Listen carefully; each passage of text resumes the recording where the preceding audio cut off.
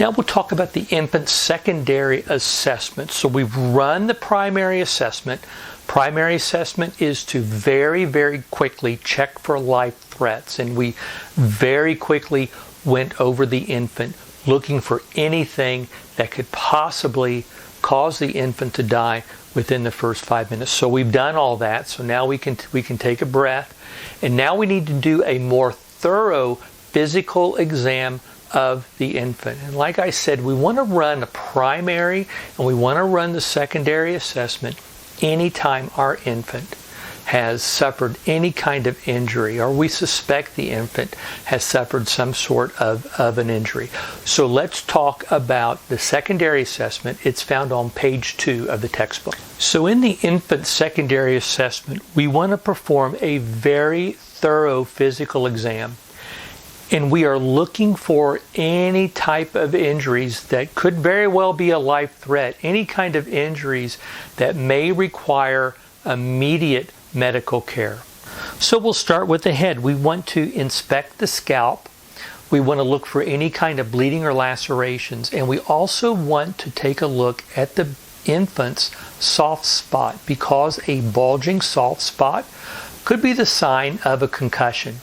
We also want to check the infant's eyes. And what we're looking for is we're looking for any kind of penetrating injury, any kind of foreign objects that are in the infant's eyes. We want to check for bruising around the eyes. If we see bruising, that's an indication that the infant's had some head trauma and we need to get the infant to the hospital. We want to check behind the ears for any kind of bruising. If we see bruising, that's a sign of head trauma.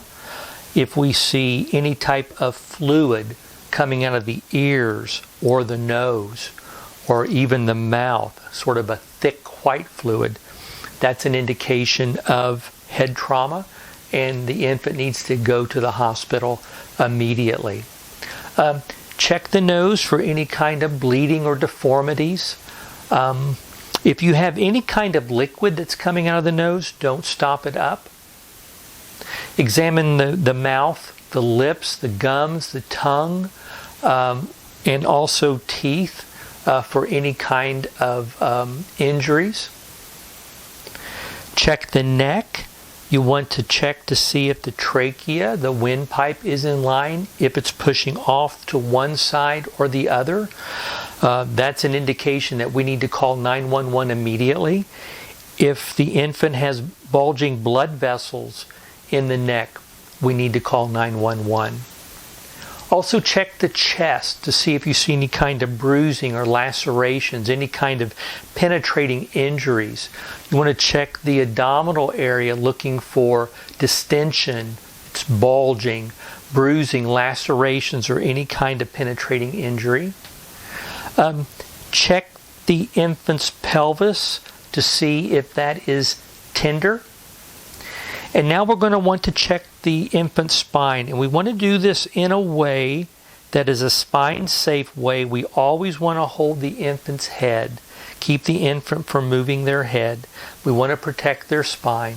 And we're simply going to take the infant and we're going to roll the infant onto their side. And we simply want to check the spine while we support the head, keeping the infant's head in line. We want to check for any kind of fractures, bone penetrating the skin, or as you touch, the infant cries out in pain. You also want to check the infant's cervical spine here, which is just from the base of the neck to the top of the shoulders. And you also want to check for any kind of tenderness or deformity, any kind of bruising. While you have the infant on their side, check their buttocks for any kind of bruising or bleeding or lacerations. We're going to roll the infant back over, once again stabilizing that head. And now we're going to want to check the limbs. We want to check the legs and the ankles and the feet for any kind of tenderness. You simply press on the infant, checking for any kind of tenderness whatsoever, broken bones. Look for any kind of deformities or penetrating injuries or any open fractures, any lacerations, any bleeding. We find anything that's on this list other than just a simple cut or a simple bruise, then we're going to want to call 911 immediately and get our infant some help.